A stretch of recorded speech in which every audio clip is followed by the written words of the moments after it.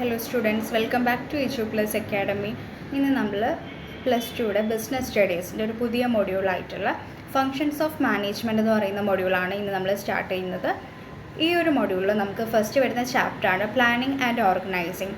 അപ്പോൾ planning and organising എന്ന് പറയുന്ന ചാപ്റ്റർ അത്യാവശ്യം ലെങ്തി ആയിട്ടുള്ള ചാപ്റ്ററാണ്. അപ്പോൾ നമ്മൾ ഇതിൻ്റെ പ്ലാനിങ്ങിൻ്റെ രണ്ട് മേജർ ഫങ്ഷൻസാണ് പ്ലാനിങ്ങും ആൻഡ് ഓർഗനൈസിങ്ങും. അപ്പോൾ ഇതിനെ നമ്മൾ 2 പാർട്ടായിട്ട് ഡിവൈഡ് ചെയ്യുന്നുണ്ട്. അപ്പോൾ ഈ ഒരു ഫസ്റ്റ് വീഡിയോയിൽ ഈ ഒരു പാർട്ട് 1 ആയിരിക്കും. അപ്പോൾ അതിൽ നമുക്ക് പ്ലാനിങ്ങിനെ പറ്റിയിട്ടാണ് കൂടുതൽ ഡിസ്കസ് ചെയ്യുന്നത്. അപ്പോൾ പ്ലാനിങ്ങിൻ്റെ ഡെഫിനിഷൻസ്, പ്ലാനിങ്ങിൻ്റെ ഫീച്ചേഴ്സ്, പ്ലാനിങ്ങിൻ്റെ സ്റ്റെപ്സ്, പ്ലാനിങ്ങിനെ പറ്റിയിട്ടുള്ള ലിമിറ്റേഷൻസും ക്യാരക്ടറിസ്റ്റിക്സും എല്ലാം ഉൾക്കൊള്ളുന്നൊരു വീഡിയോ ആയിരിക്കും ഇത്. അതുപോലെ 2 ടൈപ്സ് ഓഫ് പ്ലാൻസ് ഉണ്ട്, ഫോർമൽ പ്ലാൻസ് ആൻഡ് ഇൻഫോർമൽ പ്ലാൻസും, പിന്നെ കോർപ്പറേറ്റ് പ്ലാൻസ് ആൻഡ് ഫങ്ഷണൽ പ്ലാൻസും. അപ്പോൾ അത് നമുക്കിന്ന് ഡിസ്കസ് ചെയ്യാം. ഓക്കെ, അപ്പം നമുക്ക് പ്ലാനിങ് എന്താണെന്ന് ഫസ്റ്റ് നോക്കാം. എന്താണ് പ്ലാനിങ് കൊണ്ട് ഉദ്ദേശിക്കുന്നത്, അഥവാ ആസൂത്രണം കൊണ്ട് എന്താണ് ഉദ്ദേശിക്കുന്നത് നമുക്ക് നോക്കാം. പ്രവർത്തനങ്ങൾ നടത്തുന്നതിന് മുൻപ് ബുദ്ധിപരമായ ചിന്തയാണ് ആസൂത്രണം. പ്രവർത്തനങ്ങൾ ആര് ചെയ്യണം, എപ്പോൾ ചെയ്യണം, എങ്ങനെ ചെയ്യണം എന്ന ആസൂത്രണത്തിലൂടെ വ്യക്തമാക്കുന്നു. അങ്ങനെ ഭാവിയിലെ ലക്ഷ്യപ്രാപ്തിക്കായി തിരഞ്ഞെടുക്കേണ്ട വഴി ആസൂത്രണത്തിലൂടെ വ്യക്തമാക്കുന്നു. ഓക്കെ, അപ്പോൾ എന്താണ് പ്ലാനിങ് എന്നതുകൊണ്ട് ഉദ്ദേശിക്കുന്നത്? പ്ലാനിങ് എന്ന് പറഞ്ഞാൽ മാനേജ്മെൻറ്റിൻ്റെ ഒരു പ്രൈമറി ആയിട്ടുള്ള ഒരു ഫംഗ്ഷനാണ്. ആദ്യ സ്റ്റെപ്പ് എന്ന് പറയാം പ്ലാനിങ്ങിനെ. ഓക്കെ, അപ്പോൾ പ്ലാനിങ് എന്ന് പറഞ്ഞാൽ ഡിസൈഡിങ് ഇൻ അഡ്വാൻസ് ആണ്. നമ്മൾ എന്താണ്, it is simply refers to deciding in advance what to do, how to do, when to do it, for whom to do it എന്നൊക്കെ നമ്മൾ അഡ്വാൻസ് ആയിട്ട് ചിന്തിക്കുന്ന കാര്യങ്ങളാണ് നമ്മൾ പ്ലാനിങ് എന്ന് പറയുന്നത്, അഥവാ ആസൂത്രണം എന്ന് പറയുന്നത്. ആർക്ക് വേണ്ടി, എപ്പോൾ ചെയ്യണം, എങ്ങനെ ചെയ്യണം, അതുപോലെ ഭാവിയിലെ ലക്ഷ്യപ്രാപ്തിക്കായിട്ട് തിരഞ്ഞെടുക്കുന്ന ഒരു വഴിയാണ് ഈ ആസൂത്രണത്തിലൂടെ വ്യക്തമാക്കുന്നത്, അഥവാ പ്ലാനിങ്ങിലൂടെ. നമുക്ക് എന്താണ് ഭാവിയിൽ വരിക എന്നൊക്കെ നമ്മൾ ഫ്യൂച്ചർ ഓറിയൻറ്റഡ് ആയിട്ട് നമ്മൾ ചിന്തിച്ച് വെക്കുന്ന ഒരു കാര്യമാണ് പ്ലാനിങ് എന്ന് പറയുന്നത്, അഥവാ ആസൂത്രണം എന്നതുകൊണ്ട് ഉദ്ദേശിക്കുന്നത്. ഓക്കെ, നമുക്ക് ഫീച്ചേഴ്സ് ഓഫ് പ്ലാനിങ് എന്തൊക്കെയാണെന്ന് നോക്കാം. ആസൂത്രണത്തിൻ്റെ പ്രത്യേകതകൾ എന്തൊക്കെയാണെന്ന് നോക്കാം. ഫസ്റ്റ് വൺ, ആസൂത്രണം ലക്ഷ്യോന്മുഖമാണ് എന്ന് പറഞ്ഞാൽ ഗോൾ ഓറിയൻറ്റഡ് ആണ് എന്നാണ്. പ്ലാനിങ് ഒരു ഗോൾ ഓറിയൻറ്റഡ് ആയിട്ടുള്ളൊരു പ്രക്രിയയാണ്. എന്താണെന്ന് വെച്ചാൽ ഒരു സ്ഥാപനത്തിൻ്റെ ലക്ഷ്യങ്ങൾ നിർണ്ണയിക്കാൻ പ്ലാനിങ്ങിൽ പെടുന്നു. ആ ലക്ഷ്യങ്ങൾ നേടാനുള്ള മാർഗ്ഗങ്ങൾ നിശ്ചയിക്കുന്നത് പ്ലാനിങ്ങിലൂടെയാണ്. ഓക്കെ, അപ്പം അതൊരു ഗോൾ ഓറിയൻറ്റഡ് ആണ്. നമ്മളൊരു എയിം വെക്കും, നമുക്ക് ഒരു ഗോൾ ഉണ്ടാവും. ആ ഒരു ഗോളിലേക്ക് എത്താൻ വേണ്ടിയിട്ട് നമ്മൾ എന്തൊക്കെ രീതിയിലൂടെ, നമ്മൾ എന്തൊക്കെ സ്ട്രാറ്റജീസ് ഇറക്കണം, നമ്മൾ എന്തൊക്കെ രീതികൾ ഇംപ്ലിമെൻറ്റ് ചെയ്യണം എന്നൊക്കെ നമ്മൾ ചിന്തിച്ചിട്ട് പ്ലാൻ ചെയ്ത് വെക്കും. എങ്ങനെയാണ് നമുക്കത് ഈസി ആക്കാം എന്നൊക്കെ നമ്മൾ പ്രീ പ്ലാൻ ചെയ്ത് വെക്കുന്നൊരു കാര്യത്തിനെയാണ് ഈ ഒരു ആസൂത്രണം ലക്ഷ്യോന്മുഖമാണെന്ന് പറയുന്നത്.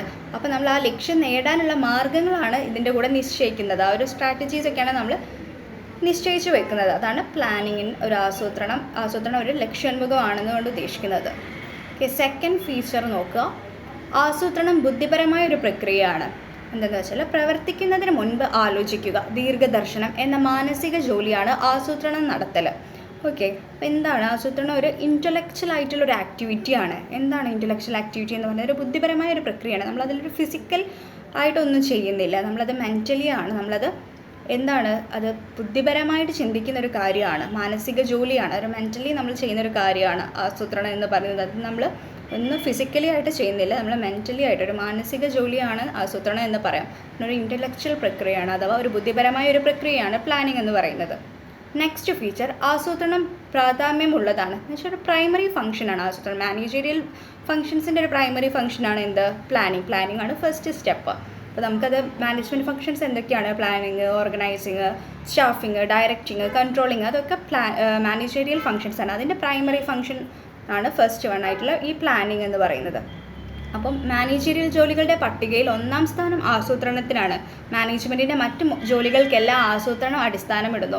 അപ്പോൾ നമ്മളിപ്പം ബാക്കിയുള്ള ഡയറക്റ്റിങ്ങും കൺട്രോളിങ്ങും ഒക്കെ നമുക്ക് ഈ മാനേജ്മെൻറ്റിൻ്റെ ഈ ഒരു പ്ലാനിങ് ആണ് ഇതിൻ്റെ ഒരു അടിത്തറ എന്ന് പറയുന്നത്. ആ ഒരു പ്ലാനിങ്ങിലൂടെയാണ് ബാക്കിയുള്ള കാര്യങ്ങൾ നടത്തുന്നത്. ഓക്കെ, അപ്പോൾ അതാണ് ആസൂത്രണം ഒരു പ്രാധാന്യമുള്ളതാണ്, അഥവാ ഒരു പ്രൈമറി ഫംഗ്ഷനാണ് എന്ന് പറയുന്നത്. നെക്സ്റ്റ് ഫീച്ചർ, ആസൂത്രണം സർവസ്പർശിയാണ്. എല്ലാ തലങ്ങളിലും മാനേജർമാരും ആസൂത്രണം ജോലി നിർവഹിക്കേണ്ടതുണ്ട്. അപ്പോൾ ഇതൊരു സർവസ്പർശിയാണ്, ഒരു യൂണിവേഴ്സൽ ആയിട്ടുള്ളൊരു കാര്യമാണ്. എന്ന് വെച്ചാൽ എല്ലാ തലങ്ങളിലും, ഇപ്പോൾ മാനേജർമാരാണെങ്കിലും ഇപ്പോൾ നമ്മുടെ ഡെയിലി ലൈഫിലാണെങ്കിൽ തന്നെ നമ്മളെല്ലാം പ്ലാൻ ചെയ്യും. ഇപ്പോൾ നമ്മൾക്കിപ്പോൾ ഒരു ഡ്രസ്സ് എടുക്കാൻ പോകണം, അല്ലെങ്കിൽ നമുക്കൊരു പർച്ചേസിന് പോകണം, അങ്ങനെ നമ്മൾ ആദ്യം മുൻകൂട്ടി പ്ലാൻ ചെയ്യില്ലേ, നമ്മൾക്ക് ആ ഷോപ്പിൽ പോവാം, അവിടെ ആയിരിക്കും കളക്ഷൻസ് ഉണ്ടാവുക. അതുപോലെ നമ്മൾ എന്ത് വിചാരിക്കും, ഇപ്പോൾ നമുക്ക് വേറൊരു സ്ഥലത്ത് പോകണം, ഇപ്പോൾ ബസ് കിട്ടാൻ കുറച്ച് നേരത്തെ ഇറങ്ങണം, അപ്പോൾ നമ്മൾ പ്ലാൻ ചെയ്യും. എന്നിട്ട് അവിടുന്ന് സാധനം വാങ്ങിക്കണം, അങ്ങനെ ചെയ്യണം ഇങ്ങനെ ചെയ്യണം എന്നൊക്കെ നമ്മളൊരു പ്ലാൻ ചെയ്യും. അപ്പോൾ നമ്മളൊരു പ്ലാൻ ചെയ്ത് പോകുമ്പോൾ നമുക്കത് പ്രോപ്പറായിട്ട് ഒരു സിസ്റ്റമാറ്റിക്കായിട്ട് നമുക്കത് കൊണ്ടുപോകാൻ പറ്റും. നമ്മളൊരു പ്ലാനും ഇല്ലാതെ പോവുകയാണെങ്കിൽ, ഇപ്പോൾ ബിസിനസ്സിൻ്റെ കാര്യത്തിൽ വലിയ പ്ലാനിങ്ങും കാര്യങ്ങളും ഒന്നുമില്ലാതെ നമുക്ക് ആ ഒരു ബിസിനസ് സ്മൂത്തായിട്ട് റൺ ചെയ്യാൻ പറ്റുമോ? ഒരിക്കലും ഇല്ല. അപ്പോൾ നമ്മൾ പ്ലാൻ ചെയ്യണം. പക്ഷേ പ്ലാൻ ചെയ്യുന്നതിനൊരു എന്താണെന്ന് വെച്ചാൽ, പ്ലാൻ ചെയ്യുന്നത് എപ്പോഴും അതുപോലെ ആവണമെന്നില്ല. അത് ഫ്ലെക്സിബിളാണ് പ്ലാനിങ് എന്ന് പറയുന്നത്. നമുക്ക് അടുത്ത ഫീച്ചറായിട്ട് നോക്കാം. ഓക്കെ, ആസൂത്രണം ഒരു അയവുള്ളതാണ്. എന്താണെന്ന് വെച്ചാൽ, ഭാവിയിലെ സംഭവ വികാസങ്ങളെ ദീർഘദർശനം ചെയ്താണ് ആസൂത്രണം തയ്യാറാക്കുന്നത്. എന്നാൽ യഥാർത്ഥ സ്ഥിതി മുമ്പ് വിചാരിച്ചിരുന്നതിൽ നിന്ന് വ്യത്യസ്തമായെന്ന് വരും. അപ്പോൾ പ്ലാനിൽ മാറ്റം വേണ്ടി വരും. ഓക്കെ, അപ്പോൾ നമുക്ക് ഭാവിയിലെ സംഭവ വികാസങ്ങളെ പറ്റിയിട്ടുള്ളൊരു ദീർഘദർശനം ആണ് നമ്മളൊന്ന് ഫ്യൂച്ചറിൽ എന്താ സംഭവിക്കാമെന്ന് ഒന്ന് ഫ്യൂച്ചർ ഓറിയൻറ്റഡ് ആയിട്ട് ചിന്തിച്ചിട്ടാണ് നമ്മളൊരു പ്ലാൻ രൂപീകരിക്കുന്നത്, ആസൂത്രണം ചെയ്യുന്നത്. അപ്പോൾ എന്നാൽ അതിൻ്റെ യഥാർത്ഥ സ്ഥിതി മുമ്പ് വിചാരിച്ചതിൽ നിന്ന് വ്യത്യസ്തമായെന്ന് വരാം. നമ്മളിപ്പോൾ വിചാരിച്ച പോലെ ആയിക്കൊള്ളണമെന്നില്ല, നമ്മുടെ ആ ഒരു പ്ലാൻ വർക്കൗട്ട് ആവണമെന്നുമില്ല. അപ്പോൾ നമുക്ക് എന്താക്കും, ആ പ്ലാനിൽ മാറ്റം വരുത്താം. ഒരു എക്സാമ്പിൾ പറയുകയാണെങ്കിൽ, ഇപ്പോൾ നമുക്കൊരു ബിസിനസ് സ്റ്റാർട്ട് ചെയ്യണം. അപ്പം നമുക്ക് അതിന് വേണ്ടത് ഒരു 10 ലക്ഷം രൂപയുടെ ഷോർട്ടേജ് ഉണ്ട്. അപ്പോൾ നമ്മൾ ആ ബിസിനസ്സിൽ നിന്ന് നമ്മൾ ലോൺ എടുക്കാമെന്ന് വിചാരിച്ചു. ഇപ്പോൾ ലോൺ എടുത്തിട്ട് നമുക്ക് ആ ഒരു ലോൺ കിട്ടിക്കൊള്ളണം നമ്മൾ പ്ലാൻ ചെയ്യുന്നത്, ബാക്കി വരുന്നത് നമുക്ക് വന്ന ഷോർട്ടേജ് ആ ലോൺ വെച്ചിട്ട് നികത്താമെന്ന് നമ്മൾ വിചാരിക്കും. നമ്മളത് പ്ലാൻ ചെയ്ത് വെച്ചിരിക്കും. അപ്പോൾ നമ്മൾ അതിൻ്റെ വേണ്ടിയിട്ടുള്ള എല്ലാ കാര്യങ്ങളും ചെയ്ത് എല്ലാ ഡോക്യുമെൻറ്റ്സും എല്ലാം സബ്മിറ്റ് ചെയ്തു, എല്ലാം കഴിഞ്ഞു. പക്ഷേ ലാസ്റ്റ് മിനിറ്റ് ആ ഒരു ലോൺ നമുക്ക് റിജക്റ്റ് ആയി, നമ്മൾക്ക് കിട്ടിയിട്ടില്ല. അപ്പോൾ നമ്മൾ എന്താക്കുക, അപ്പോൾ നമുക്ക് എങ്ങനെയെങ്കിലും ഒരു ഫണ്ട് അവിടെ നിന്ന് റേസ് ചെയ്യണം. അപ്പോൾ നമ്മൾ എന്താക്കും, വേറെ ഏതെങ്കിലും കടം വാങ്ങിയിട്ടോ വേറെ എങ്ങനെയെങ്കിലും നമുക്ക് ആ ഒരു ക്യാഷ് കിട്ടി, അത് അവിടെ ബാലൻസ്ഡ് ആയി. അപ്പോൾ ബാലൻസ്ഡ് ആയപ്പോൾ നമ്മൾ പ്ലാൻ മാറ്റിയിട്ട് അത് വേറെ വഴിക്ക് തിരിച്ചു വിട്ടതുകൊണ്ടല്ലേ അത് ഫ്ലെക്സിബിളായിട്ട് നമുക്ക് ആ ഒരു പ്ലാൻ വർക്കൗട്ട് ആയത്. ആ ഒരു ബിസിനസ് നമുക്ക് അവിടെ ഒരു ലോൺ കിട്ടിയിട്ടില്ലെങ്കിൽ അവിടെ പ്ലാൻ വിടാതെ നമ്മളതിന് വേറെ വഴിക്ക് ആ ഫണ്ട് അവിടെ ഇഷ്യൂ ചെയ്തു. അപ്പോൾ ആ റേസ് ചെയ്ത ഫണ്ട് അത് നമുക്ക് നമ്മുടെ പ്ലാൻ സക്സസ്ഫുൾ ആയിട്ട് കംപ്ലീറ്റ് ചെയ്ത് നമുക്ക് മറ്റൊരു രീതിയിൽ ഫണ്ട് കിട്ടിയിട്ടുണ്ട്. അപ്പോൾ അതിലിവിടെ ആസൂത്രണം അയവുള്ളതായിട്ട് മാറിയിട്ടുണ്ട്. അപ്പോൾ പ്ലാനിൽ മാറ്റം വരേണ്ടി വരും. അപ്പോൾ നമ്മൾ പ്ലാൻ ചെയ്തതല്ലാതെ നമുക്ക് വേറെ രീതിയിൽ ആ പ്ലാൻ മാറ്റിയിട്ട് വേറെ രീതിയിൽ ചിന്തിച്ച് ചെയ്യാം എന്നതുകൊണ്ടാണ് ഉദ്ദേശിക്കുന്നത്. ഫ്ലെക്സിബിളാണ്, അയവുള്ളതാണെന്ന്. ഓക്കെ, അപ്പോൾ അത് എല്ലാ കേസിലും ഫ്ലെക്സിബിൾ അല്ല, നോട്ട് ഫ്ലെക്സിബിൾ ആയിട്ടുള്ള കേസസും ഉണ്ട് കേട്ടോ. അത് നമുക്ക് ലിമിറ്റേഷൻസിൽ ഡിസ്കസ് ചെയ്യാനിരിക്കുന്നുണ്ട്. ഓക്കെ, ഇനി നമുക്ക് പ്ലാനിങ് പ്രക്രിയയിൽ അനുവർത്തിക്കേണ്ട നടപടികൾ എന്തെല്ലാം നോക്കാം. State the different steps of planning process. എന്താണ് പ്ലാനിങ് പ്രോസസ്സിൻ്റെ ആ ഒരു സ്റ്റെപ്പ് ബൈ സ്റ്റെപ്പായിട്ട് നമുക്ക് നോക്കാം. ഫസ്റ്റ് സ്റ്റെപ്പ് എന്താണ്, ലക്ഷ്യം നിർണ്ണയിക്കൽ. നമ്മൾ ഈ പ്ലാന് കൊണ്ട് നമുക്ക് എന്ത് ലക്ഷ്യമാണ് നേടിയെടുക്കേണ്ടത്, നമ്മുടെ ഒബ്ജക്റ്റീവ് എന്താണ്, നമുക്ക് അറ്റൈൻ ചെയ്യേണ്ട ഗോൾ എന്താണെന്നാണ് നമ്മൾ ആദ്യം നിർണ്ണയിക്കേണ്ടത്. ആദ്യം അത് ഐഡൻറ്റിഫൈ ചെയ്യുക. സെക്കൻഡ് സ്റ്റെപ്പാണ് പ്ലാനിങ് സങ്കല്പങ്ങൾ വികസിപ്പിക്കൽ. പ്ലാനിങ് ഡെവലപ്പ് ചെയ്യുക. നമ്മൾ എങ്ങനെയൊക്കെയാണ് നമുക്കത് എത്ര ഈസി ആയിട്ട്, എത്ര സിമ്പിളായിട്ട്, എത്ര നല്ല ക്ലിയർലി നമുക്കത് എങ്ങനെ നമ്മുടെ ലക്ഷ്യത്തിലേക്ക് എത്തിക്കാം. അപ്പോൾ ആ ഒരു പ്ലാനിങ് നമുക്ക് ആ ഒരു സങ്കല്പങ്ങൾ നമ്മൾ ഡെവലപ്പ് ചെയ്യുക. അതാണ് സെക്കൻഡ് സ്റ്റെപ്പ്. തേർഡ് വൺ, പ്രധാന ഘടകങ്ങളുടെ പുനരവലോകനം. നമുക്ക് വേണ്ട എന്തൊക്കെയാണ്, നമ്മളിപ്പോൾ ഒരു മേജറായിട്ട് നമ്മുടെ കമ്പനിയിൽ ഇപ്പോൾ നമ്മൾ ഈ ഒരു മന്തിൽ ടേൺ ഓവർ നമുക്ക് നമ്മുടെ നോർമൽ വരുന്ന ടേൺ ഓവറിനേക്കാൾ മൾട്ടിപ്ലൈ ആക്കണം, അതാണ് നമ്മുടെ ഒരു ഗോൾ എന്ന് വിചാരിക്കാം. അപ്പോൾ അതിൻ്റെ പ്രധാന ഘടകങ്ങൾ നമ്മൾ ഏതിലൊക്കെ ഇൻവെസ്റ്റ് ചെയ്യണം, നമ്മൾ എന്തിലൊക്കെ മാറ്റങ്ങൾ വരുത്തണം, എന്തൊക്കെ കാര്യങ്ങൾ ചെയ്യണം, അങ്ങനെയൊക്കെ നമ്മൾ പുനരവലോകനം ചെയ്യുകയാണ് ചെയ്യേണ്ടത്. ആ ഒരു പ്രധാന ഘടകങ്ങളെ, അതാണ് ഈ ഒരു സ്റ്റേജ് എന്ന് പറയുന്നത്. ഈ ഒരു സ്റ്റെപ്പ് പ്രധാന ഘടകങ്ങളുടെ പുനരവലോകനം. നെക്സ്റ്റ് ഫോർത്ത് സ്റ്റെപ്പ് നോക്കുക. ലക്ഷ്യപ്രാപ്തിക്ക് പല മാർഗ്ഗങ്ങളും ഉണ്ടാകാം, അതിൽ യോജിച്ചത് തിരഞ്ഞെടുക്കുക. അപ്പോൾ എല്ലാ പ്ലാൻ ചെയ്യുന്ന കാര്യങ്ങളും അത് പ്രോപ്പറായിട്ടോ അതത്ര ലക്ഷ്യം കണ്ടുകൊള്ളണമെന്നില്ല, അത് നല്ല രീതിയിലുള്ളൊരു മാർഗ്ഗമാണോ എന്നില്ല. അതിൽ ഏറ്റവും നമുക്ക് യോജിച്ച ഇത് മാത്രമേ നമ്മൾ തിരഞ്ഞെടുക്കാൻ പാടുള്ളൂ. അപ്പോൾ അത് യോജിക്കാത്ത പ്ലാൻ ആണെങ്കിൽ അത് അവിടെ ഡ്രോപ്പ് ചെയ്യുക. എന്നിട്ട് എന്താക്കുക, യോജിച്ച പ്ലാൻ, അതിന് യോജിച്ച ലക്ഷ്യപ്രാപ്തിക്ക് പല മാർഗ്ഗങ്ങളുണ്ടാകും, അതിൽ യോജിച്ചത് മാത്രം തിരഞ്ഞെടുക്കുക. ലാസ്റ്റാണ് പ്ലാൻ നടപ്പാക്കുക. അത് പ്ലാൻ ഇംപ്ലിമെൻറ്റ് ചെയ്യുക. നമ്മൾ ചെയ്ത പ്ലാനുകൾ നമ്മളിപ്പോൾ ഈ സ്റ്റെപ്പ് ബൈ സ്റ്റെപ്പായിട്ട് നമ്മൾ ചിന്തിച്ച് വന്നിരുന്ന പ്ലാനുകൾ അതിനെ ഇംപ്ലിമെൻറ്റ് ചെയ്യുക. എന്നിട്ട് നമ്മുടെ ഗോൾ അറ്റൈൻ ചെയ്യുക. അതാണ് ഈ പ്ലാനിങ്ങിൻ്റെ സ്റ്റെപ്സ് എന്ന് പറയുന്നത്. ഓക്കെ, പിന്നെ നമുക്ക് ഇനി നോക്കാനുള്ളത് എന്തൊക്കെയായിരുന്നു നമ്മൾ പ്ലാനിങ്ങിൻ്റെ എക്സ്ട്രാ വരുന്ന പോയിൻറ്റ്സ് എന്തൊക്കെയാണെന്ന് നോക്കുക. അതിൻ്റെ ഒരു ഫീച്ചേഴ്സ് എന്തൊക്കെയാണെന്ന് നോക്കാം. നമ്മൾ പറഞ്ഞിരുന്നു ഗോൾ ഓറിയൻറ്റഡ് ആണ്, പിന്നെ പ്രൈമറി ഫംഗ്ഷൻ ആണ്, പിന്നെ planning is A primary function of management. എന്ന് പറഞ്ഞു. പിന്നെ മാനേജ്മെൻറ്റിൻ്റെ മറ്റ് ഫങ്ഷൻസ് നടക്കുന്നതിന് ഈ പ്ലാനിങ്ങിനെ ആസ്പദമാക്കിയിട്ടായിരിക്കും. അപ്പോൾ പ്ലാനിങ് ആണ് പ്രൈമറി ഫങ്ഷൻ എന്ന് പറഞ്ഞു. അപ്പോൾ അതിൻ്റെ മറ്റ് ഫങ്ഷൻസ്, മാനേജ്മെൻറ്റിൻ്റെ മറ്റ് ഫങ്ഷൻസ് എല്ലാം ബേസ് ഏതാണ്, ഇതിനെ ഫോളോ അപ്പ് ചെയ്തിട്ടായിരിക്കും, പ്ലാനിങ്ങിനെ ഫോളോ അപ്പ് ചെയ്തിട്ടായിരിക്കും ബാക്കി മാനേജ്മെൻറ്റിൻ്റെ ഫങ്ഷൻസ് നടത്തിക്കാം. പിന്നെ എന്തായിരുന്നു, പ്ലാനിങ് കണ്ടിന്യൂസ് പ്രോസസ്സാണ്. അവർ തുടർച്ചയായിട്ടുള്ളൊരു പ്രക്രിയയാണ്, തുടർച്ചയായൊരു പ്രവർത്തനമാണ് പ്ലാനിങ് എന്ന് പറയുന്നത്. പിന്നെ പ്ലാനിങ് ഓൾവേസ് ഫ്യൂച്ചറിസ്റ്റിക് ആണ്, ഭാവിയെ മുൻനിർത്തിക്കൊണ്ടാണ് പ്ലാനിങ് ചെയ്യുക.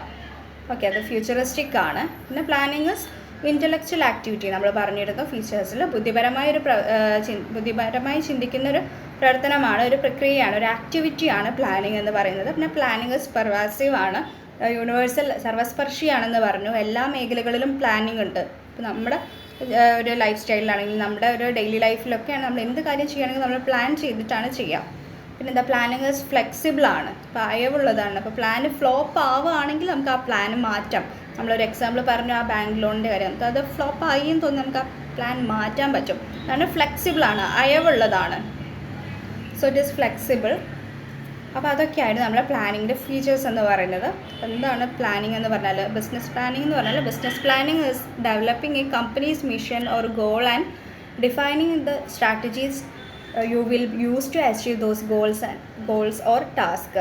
നമുക്ക് ആ ഒരു സ്ട്രാറ്റജീസൊക്കെ എന്തൊക്കെയാണ്, നമ്മുടെ ബിസിനസ്സിൻ്റെ ആ ഒരു ഗോൾ അറ്റൈൻ ചെയ്യാൻ വേണ്ടിയിട്ട് നമ്മൾ എന്തൊക്കെ സ്ട്രാറ്റജീസ് കൊണ്ടുവരാം എന്നുള്ളൊരു കാര്യമാണ് എന്താണ് മിഷൻസ്, എന്തൊക്കെ ഗോൾസ് നമുക്ക് എന്താണ് ലക്ഷ്യപ്രാപ്തിക്ക് വേണ്ടിയിട്ട് നമ്മൾ എന്തൊക്കെ കാര്യങ്ങൾ ചെയ്യാം എന്നതിനെയൊക്കെ ആസ്പദമാക്കിയിട്ട് നമ്മൾ എന്താണ് അഡ്വാൻസ് ആയിട്ട് ഡിസൈഡ് ചെയ്യുന്ന കാര്യമാണ് എന്ത്, പ്ലാനിങ് എന്ന് പറയുന്നത്. ഓക്കെ, ഇനി ഇമ്പോർട്ടൻസ് ഓഫ് പ്ലാനിങ്, എന്തൊക്കെ ഇമ്പോർട്ടൻ്റ് ആയിട്ട് വരുന്നത് നമ്മളിവിടെ ഡിസ്കസ് ചെയ്ത കാര്യം തന്നെയായിരുന്നു. പ്ലാനിങ് റെഡ്യൂസ് അൺസർട്ടനിറ്റി, അനിശ്ചിതത്വം കുറയ്ക്കുന്നുണ്ട് പ്ലാനിങ്. അപ്പോൾ നമ്മളിപ്പോൾ ഒരു പ്ലാനും ഇല്ലാതെ പോയാൽ നമുക്കത് എന്താണ് നമുക്കത് സംഭവിക്കുക എന്നൊന്നും അറിയില്ല. കുറച്ച് പ്ലാനിങ്ങിലൂടെ പോയി കഴിഞ്ഞാൽ നമുക്കതിൻ്റെ അൺസർട്ടനിറ്റി കുറയ്ക്കാൻ കഴിയും. പ്ലാനിങ് എന്ന് പറയുന്നത് അപ്പോൾ അതിൻ്റെ അൺസർട്ടനിറ്റി കുറയ്ക്കാൻ പറ്റും. അപ്പോൾ നമ്മളിപ്പോൾ എല്ലാ വർഷവും ചിന്തിച്ചിട്ടായിരിക്കും നമ്മൾ പ്ലാൻ ചെയ്യുക. അപ്പോൾ അതിൻ്റെ ആ ഒരു പ്ലാനിങ് റെഡ്യൂസസ് അൺസർട്ടനിറ്റി, ആ ഒരു അനിശ്ചിതത്വം കുറയ്ക്കുന്നു. പിന്നെ ഒരു ഇമ്പോർട്ടൻ്റ് ആയിട്ടുള്ള പോയിന്റ് ഇതാ, planning helps in achieving coordination, ആസൂത്രണം ഫലപ്രദമായ ഒരു ഏകോപനത്തിന് സഹായിക്കുന്നുണ്ട്. അപ്പോൾ എന്താണ്, നമുക്ക് ഈ കോർഡിനേറ്റ് ചെയ്യാൻ പ്ലാനിങ് സഹായിക്കുന്നുണ്ട്. കൃത്യമായൊരു പ്ലാന് നമുക്കുണ്ടെങ്കിൽ അപ്പോൾ അതിന് കൃത്യമായി കോർഡിനേറ്റ് ചെയ്യാൻ പറ്റും. അപ്പോൾ നമുക്ക് ഒരു പ്ലാനും ഇല്ലെങ്കിൽ നമുക്ക് അതിനെ കോർഡിനേറ്റ് ചെയ്യാൻ പറ്റില്ല. അപ്പോൾ നമുക്കൊരു കൃത്യമായൊരു ക്ലിയർ പ്ലാൻ ഉണ്ട് നമ്മുടെ കയ്യിൽ. അപ്പോൾ ആ ഒരു പ്ലാനിലൂടെ ആയിരിക്കും നമുക്ക് അത് കോർഡിനേറ്റ് ചെയ്യാൻ, സിമ്പിളായിട്ട് കോർഡിനേറ്റ് ചെയ്യാൻ പറ്റും. അപ്പോൾ നമുക്കിപ്പോൾ ഒരു വർക്ക് എക്സാമ്പിൾ പറയാം, നമുക്കിപ്പോൾ ഒരു വർക്ക് 5 മണിക്ക് മുമ്പായിട്ട് തീർക്കണം എന്ന് വിചാരിക്കാം. അപ്പോൾ നമ്മൾ പ്ലാൻ ചെയ്ത് വെച്ചിട്ട് നമ്മൾ ആ ഒരു സമയം അഡ്ജസ്റ്റ് ചെയ്ത് വെച്ചിട്ട് ആ ഒരു ടൈമിനുള്ളിൽ തീർക്കാൻ പറ്റുന്ന ജോലികൾ ഒരു ടൈം ഷെഡ്യൂൾ ചെയ്തിട്ട് നമ്മളിങ്ങനെ പെട്ടെന്ന് ചെയ്ത് തീർക്കില്ലേ. അപ്പോൾ അതിന് നമുക്ക് അത് കോർഡിനേറ്റ് ചെയ്യാൻ പറ്റും, അതുപോലെ കൺട്രോൾ ചെയ്യാൻ പറ്റും. അത് നമ്മുടെ ഒരു നമുക്കൊരു പ്ലാൻ ഉള്ളത് കൊണ്ടാണ്. അപ്പം ബാക്കിയുള്ള നമ്മുടെ അനാവശ്യമായിട്ടുള്ള ടൈമുകളൊക്കെ റെഡ്യൂസ് ചെയ്തിട്ട് നമുക്ക് ആ ഒരു 5 മണിക്ക് മുന്നേ തീർക്കണം എന്നുള്ളൊരു ലക്ഷ്യം നമ്മൾ മുന്നിൽ നിർത്തിയിട്ട് നമ്മൾ ബാക്കിയുള്ളതെല്ലാം കൺട്രോൾ ചെയ്ത് കോർഡിനേറ്റ് ചെയ്യുന്നത്. ഓക്കെ, പിന്നെ എന്താണ് ഒരു ആസൂത്രണം എന്ന് പറയുന്നത്, പിന്നെ പ്ലാനിങ് ഒരു മനുഷ്യശേഷിനെ വളർത്തുന്നു. എന്ന് വെച്ചാൽ മാൻ പവറിനെ വളർത്തുന്നുണ്ട്. നമ്മുടെ ഇൻ്റലക്ച്വൽ കപ്പാസിറ്റിയിലൂടെയാണ് നമ്മൾ ഇതൊരു പ്ലാൻ ചെയ്യുന്നത്. അല്ലെങ്കിൽ മാൻ പവർ മനുഷ്യശേഷി വളർത്തുന്നു. ഓക്കെ, പിന്നെ നമുക്ക് കുറച്ച് ലിമിറ്റേഷൻസ് പറയാനുണ്ട് പ്ലാനിങ്ങിൻ്റെ. എന്തൊക്കെയാണെന്ന് നോക്കാം. ഈ പ്ലാനിങ് ചെയ്യുന്ന സമയത്ത് നമുക്ക് കിട്ടുന്ന കുറച്ച് അവൈലബിൾ ആയിട്ടുള്ള സോഴ്സസില്ലേ, നമുക്ക് അതൊക്കെ എത്രത്തോളം കിട്ടുന്ന വിവരങ്ങളൊക്കെ എത്രത്തോളം വിശ്വസനീയമാണെന്ന് നമുക്കറിയില്ല. ഈ ആസൂത്രണം ചെയ്യാൻ വിശ്വസനീയമായ വിവരങ്ങളുടെ കുറവുണ്ട്. എന്ന് വെച്ചാൽ നമുക്ക് അവൈലബിൾ ആയിട്ടുള്ളത് എത്രത്തോളം നമുക്ക് വിശ്വസിക്കാൻ പറ്റുമെന്നൊക്കെ നമുക്കറിയില്ല. അപ്പോൾ നമ്മളിപ്പോൾ ഒരു എക്സാമ്പിൾ പറയുകയാണെങ്കിൽ നമുക്കൊരു സ്ഥലത്തേക്ക് പോകാനുണ്ട്. അപ്പോൾ ആ പോകാനുള്ള സമയത്ത് നമുക്ക് അപ്പോൾ നമ്മുടെ ബസ്സിലാണ് നമ്മൾ പോകുന്നതെന്ന് വിചാരിക്കുക. അപ്പോൾ ബസ്സിൻ്റെ ടൈമിംഗ് വന്നിട്ട് 6 മണിയാണ്. അപ്പോൾ ഇത് ഡെയിലി അപ്പോൾ പ്ലാൻ ചെയ്തൊക്കെ 6 മണിക്ക് ഇറങ്ങണം, 6 മണിക്ക് ബസ് നമ്മൾ മിസ്സാക്കാതെ 6 മണിക്ക് ഇറങ്ങണമെന്ന്. പക്ഷേ അത് നമ്മുടെ കൺട്രോളിലുള്ള കാര്യമല്ല. അപ്പോൾ എന്നിരുന്നാലും നമുക്കത് ഉറപ്പിക്കാൻ പറ്റില്ല. അപ്പോൾ നാളെ ആ ഒരു ബസ് പണിമുടക്ക് വരാൻ സാധ്യതയുണ്ട്. അതേപോലെ നാളെ ആ ബസ്സിന് ആ ഒരു സ്റ്റാർട്ടിങ് ട്രബിൾ എന്തൊക്കെയോ, ആ ബസ്സിന് എന്തൊക്കെയോ പ്രശ്നങ്ങളുണ്ട്, ഓരോ എൻജിന് ഓരോ പ്രോബ്ലം ഉണ്ട്. അങ്ങനെയൊക്കെ പെട്ടെന്ന് വന്നു കഴിഞ്ഞാൽ നമുക്കത് പ്ലാൻ ഡ്രോപ്പ് ചെയ്യണം, നമുക്കത് ചെയ്യാൻ പറ്റില്ല. എന്താ വെച്ചാൽ നമുക്ക് ആ ഒരു എത്രത്തോളം അത് വിശ്വസിക്കാൻ പറ്റുമെന്ന് അറിയില്ല. അപ്പോൾ നമ്മൾ എന്തും പ്ലാൻ ചെയ്ത് വെച്ചിട്ട് നടന്നുകൊണ്ടിരിക്കുന്നൊരു കാര്യമാണെങ്കിലും പക്ഷേ നാളെ അതെന്ത് സംഭവിക്കും നമുക്കറിയില്ല, നമ്മുടെ കൺട്രോളിലല്ല. അപ്പോൾ അതാണ് പറയുന്നത്. അപ്പോൾ അതിൽ നിന്ന് കിട്ടുന്ന, അപ്പോൾ ആസൂത്രണം ചെയ്യാൻ ചെയ്യാൻ വിശ്വസനീയമായ ഒരു വിവരങ്ങളുടെ കുറവുണ്ട്. അപ്പോൾ അത് എത്രത്തോളം നമുക്ക് വിശ്വസിക്കാൻ പറ്റുമെന്ന് അറിയില്ല. അപ്പോൾ അതാണ് നമ്മുടെ ഒരു പ്ലാനിങ്ങിൻ്റെ ഒരു മേജർ ലിമിറ്റേഷൻ എന്ന് പറയുന്നത്. അപ്പോൾ നമ്മളിപ്പോൾ എന്തും ആ ഒരു കാര്യം വെച്ചിട്ടായിരിക്കും പ്ലാൻ ചെയ്യുക. അപ്പോൾ ആ ഒരു പ്ലാനിങ്ങിൽ നമുക്കത് വിശ്വസിക്കാൻ പറ്റുമോ, ട്രസ്റ്റബിൾ ആണോ, ട്രസ്റ്റ് ചെയ്യാൻ പറ്റുമോ ഇല്ലയോ എന്നുള്ളത് അറിയില്ല. ഓക്കെ, പിന്നെ നെക്സ്റ്റ് മെയിനായിട്ടുള്ളൊരു ലിമിറ്റേഷൻ എന്താ, ടൈം കൺസ്യൂമിങ് ആണ്. ഇപ്പോൾ ടൈം കൺസ്യൂമിങ് എന്ന് പറയുന്നത് നമ്മൾ ഈ കുറേ പ്ലാൻ ചെയ്തിട്ട് ടൈം കളയും, അത് അതുപോലെ തന്നെ നടക്കണമെന്ന് ഒരു ഉറപ്പുമില്ല. അതാണ് പറയുന്നത്. നമ്മൾ എത്രത്തോളം പ്ലാൻ ചെയ്യുന്നത് അത് എത്ര സക്സസ്ഫുൾ ആകും, അത് എത്ര സക്സസ് ആയിട്ട് നമുക്ക് ആ കാര്യം ഭംഗിയായിട്ട് ചെയ്യാൻ പറ്റുമെന്നൊന്നും ആ പ്ലാനിലൂടെ ഫോളോ അപ്പ് ചെയ്ത് പോകാൻ പറ്റുമെന്ന് നമുക്ക് അത് അത്ര ഉറപ്പില്ലാത്തൊരു കാര്യമാണ്. അത് ടൈം കൺസ്യൂമിങ് ആണ്, വെറുതെ ടൈം കളയും നമ്മളതിൽ. നെക്സ്റ്റ് ലിമിറ്റേഷൻ ആണ് എക്സ്പെൻസീവ് ആണ്. ഈ പ്ലാനിങ് എന്ന് പറഞ്ഞാൽ എക്സ്പെൻസീവ് ആയിട്ടുള്ള കാര്യമാണ്. അപ്പോൾ നമ്മൾ ചെയ്യുന്ന ഒരു കാര്യം, നമ്മുടെ ലൈഫിൽ നമ്മൾ ചെയ്യുന്നത് പ്ലാനിങ് ഒരു എക്സ്പെൻസീവ് അല്ല. പക്ഷേ കമ്പനിയുടെ കേസിലൊക്കെ ആണെങ്കിലും നമ്മുടെ ഓരോ മാനേജ്മെൻറ്റിൻ്റെ കേസിലൊക്കെ ആണെങ്കിലും അവർ ഓരോ പ്ലാൻസും കാര്യങ്ങളും ഇംപ്ലിമെൻറ്റ് ചെയ്യാൻ വേണ്ടിയിട്ട് കുറേ നന്നായിട്ട് ക്യാഷ് ഇറക്കുന്നുണ്ട്. ഒരു ഹ്യൂജ് എമൗണ്ട് ഒക്കെ നന്നായിട്ട് വരുന്നുണ്ട്. അപ്പോൾ ചിലവ് കൂടിയൊരു പ്രക്രിയയാണ്. അപ്പോൾ നേരത്തെ പറഞ്ഞ പോലെ പ്ലാനിങ് ഒരു മെൻ്റൽ ആക്ടിവിറ്റിയാണ്, പക്ഷേ ബുദ്ധിപരമായ ഒരു പ്രക്രിയയാണ്. ഫിസിക്കൽ കാര്യങ്ങളൊന്നും ഇല്ല. പക്ഷേ കമ്പനികൾ പലപ്പോഴും പ്ലാനിങ് ചെയ്യാൻ വേണ്ടിയിട്ട് ഫണ്ടൊക്കെ ചിലവാക്കുന്നുണ്ട്. എക്സാമ്പിൾ പറയുകയാണെങ്കിൽ ഒരു പുതിയ കമ്പനി ഫോം ചെയ്യുമ്പോൾ അതിനെ പറ്റിയിട്ട് പ്ലാനിങ് നടത്താൻ വേണ്ടിയിട്ടാണെങ്കിലും മീറ്റിംഗ് വിളിക്കാൻ വേണ്ടിയിട്ടും ആ ഒരു ഫണ്ടൊക്കെ നല്ല രീതിയിൽ ചിലവാകുന്നുണ്ട് വലിയ വലിയ കമ്പനികളുടെ കേസിൽ. അതുപോലെ അവരുടെ സാമ്പിളായിട്ട് പ്രൊഡക്ഷൻ്റെ മേഖലകളിലാണെങ്കിൽ സാമ്പിൾ പ്രൊഡക്ഷനും ഒക്കെ പ്ലാനിങ്ങിനും ഒക്കെ ആയിട്ട് വേണ്ടിയിട്ട് കോടികൾ ചിലവാക്കുന്ന കമ്പനീസ് ഉണ്ട്. അതാണ് ഈ കമ്പനികളുടെ കേസിലെ പ്ലാനിങ് ഒരു ഹ്യൂജ് എമൗണ്ട് ചിലവാക്കുന്നത്. അതാണ് എക്സ്പെൻസീവ് ആണെന്ന് പറയുന്നത്. പിന്നെ ഒരു അയവില്ലായ്മ, നോട്ട് ഫ്ലെക്സിബിൾ ആണ് ഒരു ലിമിറ്റേഷൻ എന്ന് പറയുന്നത്. നേരത്തെ നമ്മൾ ഫീച്ചറിൽ പറഞ്ഞിരുന്നു അത് ഫ്ലെക്സിബിൾ ആണെന്ന്, പക്ഷേ ഫ്ലെക്സിബിൾ അല്ല, ലിമിറ്റേഷനിലും വരുന്നുണ്ട്. എന്താണെന്ന് വെച്ചാൽ ഇപ്പോൾ എല്ലാ സമയത്തും പ്ലാനിങ് ഫ്ലെക്സിബിൾ ആവണമെന്നില്ല. അപ്പോൾ ആ ബിസിനസ് സ്റ്റാർട്ട് ചെയ്യുന്നതിന് അപ്പോൾ നമുക്കൊരു എക്സാമ്പിൾ നേരത്തെ പറഞ്ഞിരുന്നു, ഒരു ബാങ്കിൽ ഒരു 50 lakh ഒരു 10 lakh നമുക്ക് എമൗണ്ട് വേണം. പക്ഷേ ആ ബാങ്ക് ലോൺ റിജക്റ്റ് ചെയ്ത് കഴിഞ്ഞു, ആ ലാസ്റ്റ് മിനിറ്റിൽ ലോൺ റിജക്റ്റ് ചെയ്ത് കഴിഞ്ഞു. അപ്പോൾ നമ്മുടെ പ്ലാന് പോലെ ഒരു കാര്യങ്ങളും നടന്നില്ല. ആ നടന്നില്ല എന്ന് പറയുന്ന ആ ഒരു സമയത്ത് നമുക്കൊരു ക്യാഷും വേറെ രീതിയിൽ അറേഞ്ച് ചെയ്യാൻ പറ്റിയിട്ടില്ല. ആ ഒരു പറ്റിയിട്ടില്ലെങ്കിൽ നമ്മളത് അതുപോലെ ഇരിക്കുകയേ ചെയ്യുള്ളൂ. അതാണ് നമുക്കതൊരു ഫ്ലെക്സിബിൾ അല്ല. ഇതിപ്പം അതേ സ്ഥാനത്ത് വേറൊരു ഫണ്ട് നമുക്ക് പ്ലാൻ മാറ്റി നമ്മൾ വേറൊരു ഫണ്ട് റേസ് ചെയ്തിട്ടുണ്ടെങ്കിൽ നമുക്ക് എന്താ അത് ഫ്ലെക്സിബിൾ ആണെന്ന് പറയാം. ഓക്കെ, അപ്പോൾ ഇൻ കേസ് നമുക്കത് ചെയ്യാൻ പറ്റിയിട്ടില്ലെങ്കിൽ അത് നോട്ട് ഫ്ലെക്സിബിൾ ആണ്, അത്ര അയവില്ലാത്തതാണ്, അയവില്ലായ്മ ഉണ്ട്, അതൊരു ലിമിറ്റേഷനാണ്. പിന്നെ നെക്സ്റ്റ് ഒരു ലിമിറ്റേഷൻ എന്ന് പറഞ്ഞാൽ സുരക്ഷിതമാണെന്ന് തെറ്റായ ധാരണ. നമ്മൾ വിചാരിക്കും പ്ലാൻ ചെയ്തിരുന്നാൽ നമ്മൾ സേഫ് ആണെന്ന് വിചാരിക്കുക, പക്ഷെ അത് എപ്പോഴും സേഫ് ആയിക്കൊള്ളണമെന്നില്ല. പ്ലാൻ എന്ന് പറയുന്നത് ഒരു പ്രൈമറി ആയിട്ടുള്ളൊരു കാര്യം മാത്രമാണ്, നമ്മൾ അഡ്വാൻസ് ആയിട്ട് പ്ലാൻ ചെയ്ത് വെക്കുന്ന ഒരു കാര്യം മാത്രമാണ്. ഓക്കെ, അത് നമുക്ക് എപ്പോഴും സേഫ്റ്റി തരുന്നില്ല, സുരക്ഷിതമാണെന്നുള്ള ഒരു തെറ്റായ ധാരണയാണ്. അപ്പോൾ പ്ലാൻ ചെയ്ത കാര്യം അതുപോലെ തന്നെ നടക്കുമെന്ന് തെറ്റായ ധാരണ മാത്രമാണ്. പ്ലാൻ ചെയ്താൽ അത് സേഫ് ആണെന്നും ഒക്കെ വിചാരിക്കുന്നതും തെറ്റാണ്. അപ്പോൾ പ്ലാനിങ് ഒരു പ്രൈമറി ഫംഗ്ഷൻ മാത്രമാണ്. അപ്പോൾ പ്ലാനിങ് കഴിഞ്ഞിട്ട് മാനേജ്മെൻറ്റിൻ്റെ ഫംഗ്ഷൻസ് ആയിട്ടുള്ള സ്റ്റാഫിങ്, ഡയറക്റ്റിങ്, കൺട്രോളിങ്, ഇത്തരത്തിലുള്ള പല ഫങ്ഷൻസും ഉണ്ട്. അപ്പോൾ പ്ലാനിങ് വെറും ഒരു പ്രൈമറി ആയിട്ടുള്ളൊരു ഫങ്ഷൻ മാത്രമാണ്. അപ്പോൾ അത് സേഫ് അല്ല, അപ്പോൾ സേഫ് ആണെന്നുള്ള തെറ്റായ ധാരണയാണ്. അപ്പോൾ അതൊരു ലിമിറ്റേഷനാണ്. പിന്നെ ലാസ്റ്റായിട്ട് വരുന്നൊരു ലിമിറ്റേഷൻ എന്ന് പറഞ്ഞാൽ സാമ്പത്തിക രാഷ്ട്രീയം പോലുള്ള ബാഹ്യശക്തികളുടെ സ്വാധീനം. അത് നമുക്കൊരു നെഗറ്റീവ് ഇമ്പാക്റ്റാണ്, അതൊരു ലിമിറ്റേഷനാണ് നമുക്ക് തരുന്നത്. ഇപ്പം പ്ലാനിങ്ങിലൂടെ വരികയാണെങ്കിൽ ഇപ്പോൾ നമ്മളൊരു എക്സ്റ്റേണൽ പാർട്ടീസിൻ്റെ ഒരു ഇടപെടലുണ്ടാവും, അത് നമുക്കൊരു ഇമ്പാക്റ്റ് തരുന്നുണ്ട്. അപ്പോൾ അതെന്താണെന്ന് വെച്ചാൽ ഇപ്പം നമ്മളൊക്കെ ഇപ്പോൾ നമ്മളൊരു എക്സാമ്പിൾ പറയുകയാണെങ്കിൽ നമ്മളിപ്പോൾ ഒരു ക്വാറി പോലത്തെ ഒരു ബിസിനസ്സാണ്. നമ്മളിപ്പോൾ ഒരു കല്ല് വെട്ടിയെടുക്കുന്ന ഒരു ക്വാറീസ് ആണെന്ന് ഉദ്ദേശിക്കാം. അപ്പോൾ ആ ഒരു ക്വാറീസിനെ സംബന്ധിച്ച് നമ്മളെന്താ കല്ലുകൾ ചെത്തിയെടുത്തിട്ട് പല രീതിയിൽ മറ്റുള്ളവരിലേക്ക് എത്തിക്കുകയാണ്, അതാണ് നമ്മുടെ ബിസിനസ് എന്ന് വിചാരിക്കാം. അപ്പോൾ പെട്ടെന്നൊരു ഗവൺമെൻറ്റിൻ്റെ ഒരു ഓർഡർ വന്ന് ഒരു കോർട്ട് അല്ലെങ്കിൽ എന്തെങ്കിലും ഗവൺമെൻറ്റിൻ്റെ ഒരു ഓർഡർ വന്നെന്ന് വിചാരിക്കുക, കല്ലുകൾ ഇതുപോലെ വെട്ടിയിട്ട് ഇങ്ങനെ സപ്ലൈ ചെയ്യാൻ പാടില്ല, ഈ ഒരു ബിസിനസ് ഇവിടെ നിർത്തി വെക്കണം, ഇനി ഇത് ചെയ്യാൻ പാടില്ല എന്ന് പെട്ടെന്നൊരു ഓർഡർ വന്ന് അപ്പോൾ എന്താ സംഭവിക്കുക? അപ്പോൾ ഈ ക്വാറി പ്രവർത്തിക്കാൻ പാടില്ല. അപ്പോൾ നമ്മുടെ ബിസിനസ്സിനെ അത് ബാധിക്കില്ലേ? അത് നെഗറ്റീവായിട്ട് ബാധിക്കുക. അതാണ് പറഞ്ഞത്, ഈ എക്സ്റ്റേണൽ പാർട്ടീസിൻ്റെ കാര്യങ്ങളൊക്കെ എന്താണെന്ന് നമുക്കറിയില്ല. ഇപ്പോൾ സാമ്പത്തികപരമായിട്ടും രാഷ്ട്രീയപരമായിട്ടും ഒക്കെയുള്ള ബാഹ്യശക്തികളുടെ സ്വാധീനം നമുക്ക് ഒരു ലിമിറ്റേഷൻ തന്നെയാണ്. അപ്പോൾ പെട്ടെന്നൊരു ഓർഡർ വന്നു കഴിഞ്ഞാൽ അത് നിർത്തി വെക്കണം. അപ്പോൾ അത് നമ്മളൊരു കാര്യം പ്ലാൻ ചെയ്യുന്നു, പക്ഷേ അത് അതുപോലെ ആയിക്കൊള്ളണമെന്ന് നിർബന്ധമില്ല. പെട്ടെന്നായിരിക്കും ഇതുപോലെയുള്ള ഓരോ എക്സ്റ്റേണൽ പാർട്ടീസ് നമ്മളിലേക്ക് കടന്നു വരിക. അപ്പോൾ നമുക്ക് നമ്മുടെ പ്ലാൻ അവിടെ ഡ്രോപ്പ് ചെയ്യേണ്ടി വരും. നമ്മുടെ പ്ലാൻ ചെയ്തതുപോലെ ഒരു പ്ലാൻ വർക്കൗട്ട് ആയില്ല എന്ന് പറയാം. ഓക്കെ, അപ്പോൾ ഇതൊക്കെയാണ് ഇതിൻ്റെ ഒരു ലിമിറ്റേഷൻ എന്ന് പറയുന്നത് പ്ലാനിങ്ങിൻ്റെ. ഓക്കെ, നെക്സ്റ്റ് നമുക്ക് നോക്കേണ്ടത് name any 2 types of plan. അപ്പോൾ 2 ടൈപ്പ് പ്ലാൻ എന്താണെന്ന് നോക്കാം. ഇപ്പോൾ കോർപ്പറേറ്റ് ആൻഡ് ഫങ്ഷണൽ പ്ലാൻസ് ഉണ്ട്. അപ്പോൾ കോർപ്പറേറ്റ് പ്ലാൻ എന്നതുകൊണ്ട് എന്താണ് ഉദ്ദേശിക്കുന്നത് നോക്കാം. ഇത് ക്വസ്റ്റ്യൻ ആയിട്ട് വരും, നിങ്ങൾക്ക് 2 മാർക്ക് ക്വസ്റ്റ്യൻസിൽ വരാറുണ്ട് കോർപ്പറേറ്റ് പ്ലാനും ഫങ്ഷണൽ പ്ലാൻസ് ഒക്കെ. അപ്പോൾ എന്താണ് കോർപ്പറേറ്റ് പ്ലാൻസ് എന്ന് നോക്കാം. മാനേജ്മെൻറ്റിൻ്റെ ഉന്നത തലങ്ങളിൽ നടത്തുന്ന പ്ലാനിംഗ് ആണ് കോർപ്പറേറ്റ് പ്ലാനിങ്. ഓക്കെ, എന്താണ് മാനേജ്മെൻറ്റിൻ്റെ ഒരു ടോപ്പ് ലെവലിൽ നടക്കുന്ന ഒരു പ്ലാനിങ്സും അവരുടെ ഒരു കാര്യമാണ്. ആ ഒരു പ്ലാനിങ്ങിനാണ് കോർപ്പറേറ്റ് പ്ലാനിങ് എന്ന് പറയുന്നത്. സംഘടനയിലെ ഏതെങ്കിലും ഒരു പ്രവർത്തന മേഖല സംബന്ധിച്ച പ്ലാനിങ്ങിനെയാണ് ഫങ്ഷണൽ പ്ലാനിങ് എന്ന് പറയുന്നത്. ഓക്കെ, സംഘടനയിലെ നമ്മുടെ ഒരു ഫേമിലെ ഏതെങ്കിലും ഒരു പ്രവർത്തന മേഖലയിലോ ഒക്കെ നടക്കുന്ന ഈ ഒരു മാർക്കറ്റിംഗ് പ്ലാൻ ഇവിടെ എക്സാമ്പിളായിട്ട് കൊടുത്തിട്ടുണ്ട്. ആ ഒരു പ്ലാനിങ്ങിനെയാണ് ഫങ്ഷണൽ പ്ലാനിങ് എന്ന് പറയുന്നത്. അപ്പോൾ സംഘടനയിലെ ഏതെങ്കിലും ഒരു പ്രവർത്തന മേഖലയിൽ സംബന്ധിച്ച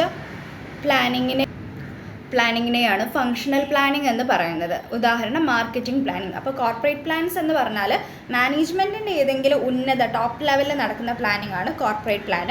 ഫങ്ഷണൽ പ്ലാൻ എന്ന് പറഞ്ഞാൽ എന്താണ്, സംഘടനയിൽ നമ്മുടെ ഒരു ഫേമിൻ്റെ ഏതെങ്കിലും ഇപ്പോൾ ഒരു പ്രൊഡക്ഷൻ ആയിക്കോട്ടെ, ഏതെങ്കിലും ഒരു ഡിപ്പാർട്ട്മെൻറ്റിൽ നടക്കുന്ന ആ ഒരു പ്രവർത്തന മേഖലയെയാണ് ഫങ്ഷണൽ പ്ലാൻ എന്ന് പറയുന്നത്. ഓക്കെ, ഇനി നമുക്ക് നോക്കാനുള്ളത് ഫോർമൽ ആൻഡ് ഇൻഫോർമൽ പ്ലാൻസ് എന്താണെന്നാണ്. ഔപചാരികവും അനൗപചാരികവുമായ പ്ലാനുകൾ, ഫോർമൽ ആൻഡ് ഇൻഫോർമൽ പ്ലാൻസ്. അപ്പം ഒരു പ്ലാനിങ് രേഖാമൂലമാകുമ്പോൾ അത് ഔപചാരിക പ്ലാനാണ്. മാനേജർ അതത് സമയം ആലോചിച്ച് ആവിഷ്കരിക്കുന്നത് രേഖാമൂലമല്ലാത്തതുമായ പ്ലാനുകളെ അനൗപചാരിക പ്ലാനുകൾ എന്ന് പറയുന്നു. ഓക്കെ, അപ്പോൾ ഔപചാരിക പ്ലാൻ എന്ന് പറഞ്ഞാൽ, ഫോർമൽ പ്ലാൻസ് എന്ന് പറഞ്ഞാൽ ഒരു ഡോക്യുമെൻ്റ് മൂലം ഉണ്ടാകുന്ന ഒരു ഔപചാരികമായ ഒരു പ്ലാനാണ്. രേഖാമൂലമാകുമ്പോൾ അത് ഔപചാരികമായ പ്ലാനാണ്. അതുപോലെ ഈ പെട്ടെന്ന് ഇംപ്ലിമെൻറ്റ് ചെയ്യുന്ന, പെട്ടെന്ന് ഈ മാനേജേഴ്സൊക്കെ ആലോചിച്ചിട്ട് ആവിഷ്കരിക്കുന്ന ഐറ്റം, പിന്നെ ഒരു ഡോക്യുമെൻറ്റോ കാര്യങ്ങളോ ഒന്നും ഇല്ലാത്ത, ഒരു രേഖയും ഒന്നും ഇല്ലാത്തൊരു പ്ലാനുകളെയാണ് അനൗപചാരിക പ്ലാൻ എന്ന് പറയുന്നത്. അത് നമുക്ക് ഫോർമൽ ഇൻഫോർമൽ മനസ്സിലാക്കാം. നമുക്ക് ഫോർമൽ ലെറ്റർ അറിയാം, ഇൻഫോർമൽ ലെറ്റേഴ്സ്, അതുപോലെ ഫോർമൽ കമ്മ്യൂണിക്കേഷൻ, ഇൻഫോർമൽ കമ്മ്യൂണിക്കേഷനൊക്കെ അറിയാം. ഫോർമൽ എന്ന് പറഞ്ഞാൽ കുറച്ചുകൂടെ സ്റ്റാൻഡേർഡായിട്ട് ഫോർമൽ രീതിയിലുള്ളതും, അത് കുറച്ചും കൂടെ സ്റ്റാൻഡേർഡൈസ്ഡും ഔപചാരികവും ഫോർമൽ വേയിലായിരിക്കും അതുണ്ടാവുക. ഇൻഫോർമൽ എന്ന് പറയുന്നത് കുറച്ചും കൂടി ലോക്കലായിട്ട്, അതുപോലെ പെട്ടെന്ന് ഇംപ്ലിമെൻറ്റ് ചെയ്യുന്നതുമായിട്ടുള്ളൊരു കാര്യമാണ്. അപ്പോൾ നമ്മളിപ്പോൾ ഇൻഫോർമൽ കമ്മ്യൂണിക്കേഷൻ എന്നൊക്കെ പറയില്ലേ, നമ്മുടെ സാധാരണ പോലെയുള്ള ആ ഒരു ലെങ്ത്, ആ ഒരു ടൈപ്പ് കാര്യമാണ് ഇൻഫോർമൽ പ്ലാൻസ് എന്ന് പറയുന്നത് കൊണ്ട് ഉദ്ദേശിക്കുന്നത്.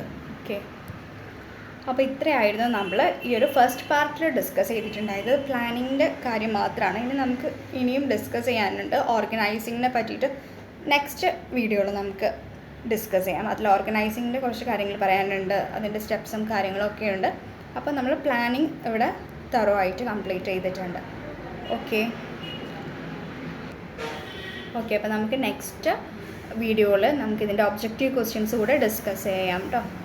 Okay, thank you.